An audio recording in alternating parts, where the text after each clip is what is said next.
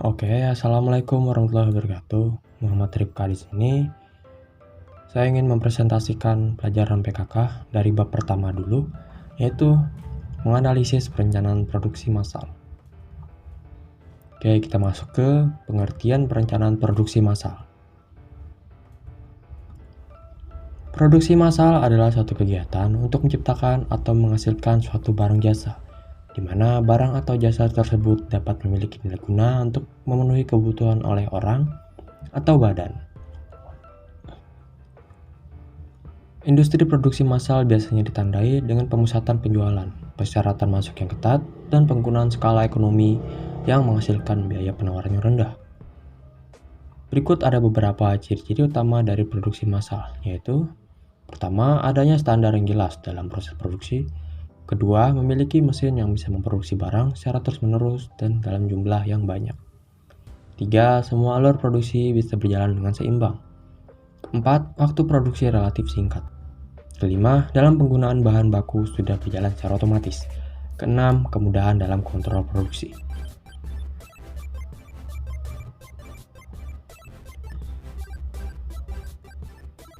Solusi dari permasalahan produksi massal adalah dengan menggunakan sistem kustomisasi massal. Menurut Laudon, kustomisasi massal adalah kemampuan untuk menawarkan produk atau jasa yang disesuaikan secara individu dengan menggunakan sumber daya produksi yang sama seperti mass production. Mass production di sini maksudnya memproduksi secara terus-menerus. Nilai guna barang adalah sebuah nilai atas manfaat yang diperoleh dari penggunaannya, baik itu bersifat nyata atau tidak. Suatu barang tidak akan berguna jika tidak bisa diambil manfaatnya, dan barang tersebut tidak akan bernilai jika tidak memiliki nilai guna barang. Setiap barang memiliki nilai guna barang tersendiri. Jenis nilai guna barang tersebut diantaranya adalah: pertama, kegunaan dasar atau elemen utility. Kegunaan dasar berarti sebuah benda memiliki nilai berdasarkan zat penyusunnya atau hal-hal yang bisa langsung dirasakan oleh panca indera. Kedua, ada kegunaan waktu atau time utility. Kegunaan waktu berarti sebuah barang yang bisa berubah nilainya pada saat atau waktu yang tepat. Ketiga, kegunaan tempat atau place utility. Suatu barang dapat memiliki nilai yang berbeda ketika bahan tersebut dipindahkan dari lokasi awal ke lokasi yang membutuhkan bahan tersebut. Lalu keempat, kegunaan bentuk atau form utility. Kegunaan bentuk berarti bahwa sebuah benda akan memiliki nilai guna lebih ketika berubah bentuknya. Kelima, kegunaan pelayanan atau service utility.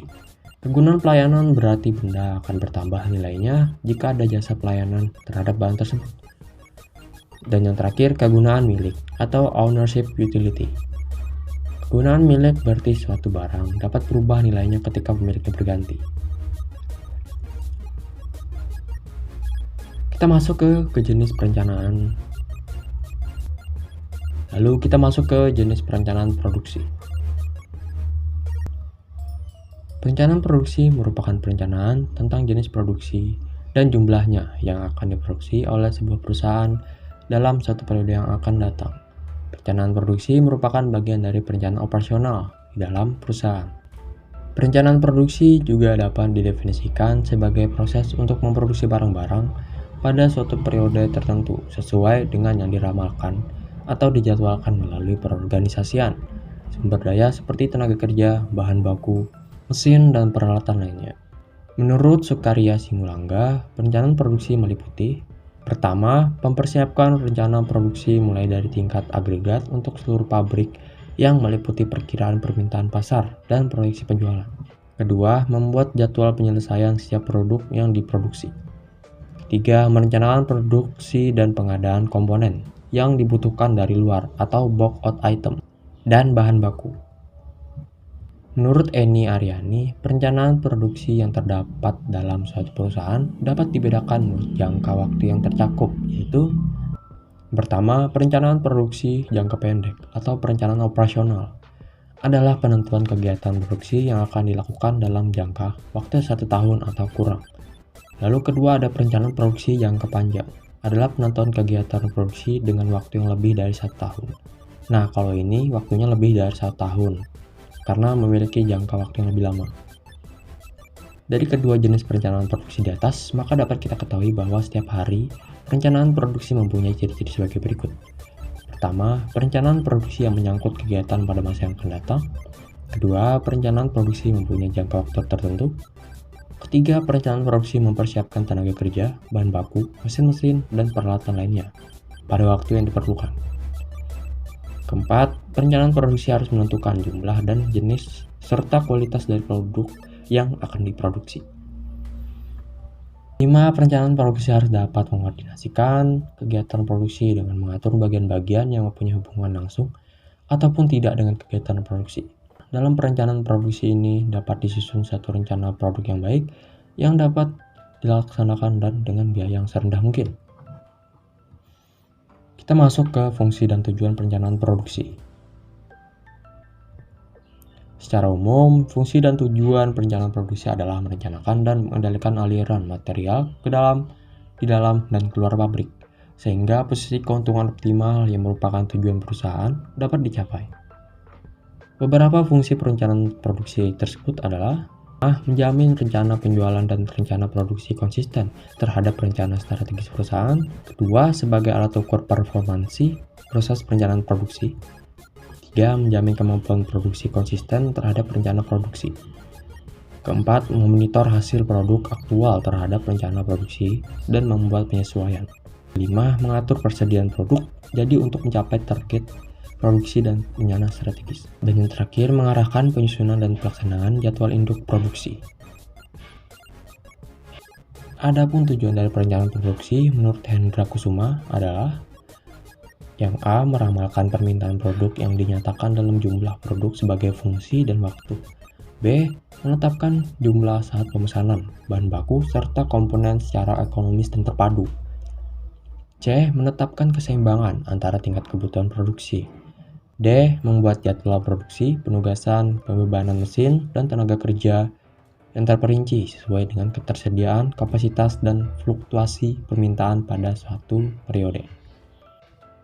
Lalu kita masuk ke kelebihan dan kekurangan produksi massal. Kita akan masuk ke kelebihan. Kelebihan pertama, akurasi dan otomatisasi tinggi. Kurang biaya tenaga kerja, kenaikan tingkat produk. Sedikitnya pengeluaran per unit, biaya tenaga kerja rendah. Dan biaya pemindahan bahan di pabrik rendah karena jaraknya lebih pendek. Selanjutnya masuk ke bagian kekurangan. Kekurangan pertama, sumber daya yang terbuang. Tidak ada jaminan, lebih banyak untuk bahan, kurang beragam, terdapat kesulitan dalam perubahan produk, dan terakhir terdapat kesulitan menghadapi perubahan tingkat permintaan. Selanjutnya kita masuk ke tahap perencanaan produksi massal. Perencanaan produksi massal adalah proses ciptakan ide produk dan menindaklanjuti sampai produk diperkenalkan ke pasar. Dari sudut pandang investor, pada perusahaan yang berorientasi laba, usaha pengembangan produk dikatakan sukses jika produk dapat diproduksi dan dijual dengan menghasilkan laba. Tahapan perencanaan proses produksi yang benar dan berurutan adalah dengan mempertimbangkan beberapa faktor untuk memproduksi produk tersebut terlebih dahulu, antara lain yaitu pasar yang baik di masa mendatang, siklus hidup produk, arus kas, dan kemampuan organisasi. Jadi, kita harus mempertimbangkan beberapa faktor-faktor yang mungkin saja bisa mempengaruhi produk yang akan kita produksi. Lalu, kita masuk ke tahap perencanaan produksi. Pertama, ide produk. Disusun berdasarkan kebutuhan konsumen. Lalu, seleksi ide produk. Disusun berdasarkan atas evaluasi dari pasar tentang kebutuhan konsumen untuk menyerap hasil produksi. Lalu, desain awal. Mempertimbangkan beberapa tujuan, yaitu manfaat produk, style, seni, atau keindahan barang. Lalu, luar rupa. Mengimplementasikan desain awal menjadi produk awal. Selanjutnya, pengetesan. Melakukan percobaan untuk mencari kelemahan dan dianalisis estetikanya. Lalu, desain akhir. Produk sudah disempurnakan dengan hasil uji yang dilakukan pengetesan. Lalu yang terakhir, implementasi.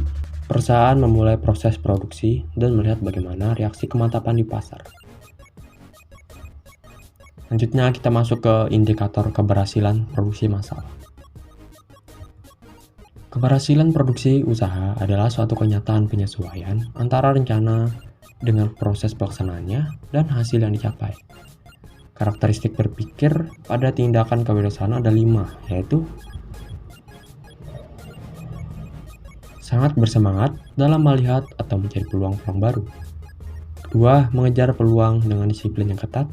Ketiga, mengejar peluang yang sangat baik dan menghindari mengejar peluang yang melelahkan diri dan organisasi. Keempat, fokus pada pelaksanaan. Kelima, mengikut sertakan energi setiap orang yang berada dalam jangkauan mereka. Lalu ada 8 hal yang membuat usaha atau bisnis meraih kesuksesan atau keberhasilan, yaitu peluang pasar yang baik, keunggulan persaingan, kualitas barang atau jasa, inovasi yang berproses, dasar budaya perusahaan, menghargai pelanggan dan pegawai, manajemen yang berkualitas, dan dukungan modal yang kuat. Berikut ini ada 5 indikator yang digunakan untuk menilai kinerja usaha pengembangan produk, yaitu pertama, kualitas produk, kedua, biaya produk, ketiga, waktu pengembangan produk, keempat, biaya pengembangan, kelima, kapabilitas pengembangan. Lalu kita masuk ke proses produksi. Proses produksi adalah tahap-tahap yang dilalui dalam memproduksi barang dan jasa. Ada proses yang memerlukan waktu yang lama, seperti pembuatan jembatan, gedung pencakar langit, pembuatan jalur MRT,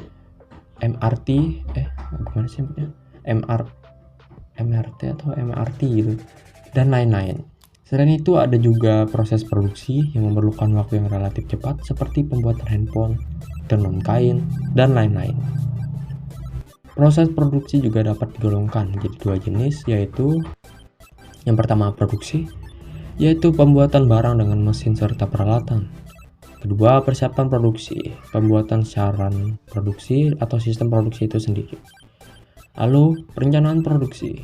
Perencanaan produksi memiliki 2 bagian, yaitu pertama, tujuan dari perencanaan produksi dan manfaat perencanaan produksi. Lalu kita akan masuk ke pengawasan produksi. Tidak semua perencanaan produksi mendapatkan hasil yang sesuai dengan apa yang telah direncanakan. Oleh karena itu diperlukan pengawasan atau pengendalian terhadap produksi agar penyimpanan dari perencanaan dapat diminimalisasikan. Pertama, faktor penyimpanan dari perencanaan produksi. Beberapa faktor yang menyebabkan terjadinya penyimpanan terhadap perencanaan produksi adalah seperti berikut. Tidak tersedianya bahan baku maupun penolong, terjadinya kerusakan mesin, peralatan kerja maupun fasilitas produk lainnya, perubahan permintaan, ketidakhadiran pekerja, dan kurangnya koordinasi dan komunikasi antar unit kerja atau pemasok atau pelanggan. Lalu kedua, adapun manfaat dari pengawasan produksi. Memastikan kelancaran semua aliran proses produksi, memastikan penghematan biaya produksi sehingga dapat meningkatkan laba perusahaan, mengendalikan sumber daya, dan mempertahankan standar kualitas melalui siklus hidup produksi. Lalu yang ketiga, yang terakhir, pengawasan produksi tergantung pada faktor-faktor berikut ini, yaitu yang pertama, sifat produksi atau berorientasi pekerjaan dan berorientasi layanan. Dua, sifat operasi. Lalu yang terakhir, ukuran operasi. Oke, segitu saja yang bisa saya jelaskan. Semoga dapat dimengerti. Dan kalau ada salah mohon maaf. Terima kasih yang sudah nonton. Saya Muhammad Rifka, izin pamit. Wassalamualaikum warahmatullahi wabarakatuh. Goodbye.